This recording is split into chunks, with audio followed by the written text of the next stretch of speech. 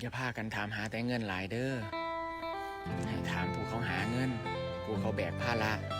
ผู้เขารับผิดชอบครอบครัวนำว่าเขาเมื่อยบ่เขาท้อบ่เขาต้องเจอกับปัญหาอหย่างแน่ในการเฮ็ดงานเขาต้องต่อสู้กับอีหยังแน่บ่แม่นเห็นหน้าโทรหาถามแต่ว่า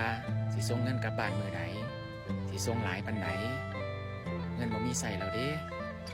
คนที่เขาแบกภาระมันก็กดดันลำพังชีวิตเขาเฮ็ดงานมันก็เมื่อยพอแห้งแล้วบางเทื่อเขาก็ต้องการกำลังใจคำเว้าดีๆคำเว้ามวนๆให้ถามเขานำว่าเมื่อยบ่ท้อบ่ต้องการกำลังใจบ่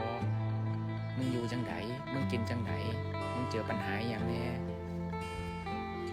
ถามเขานำว่าภาระส่วนตัวของเขามีภาระนำบ่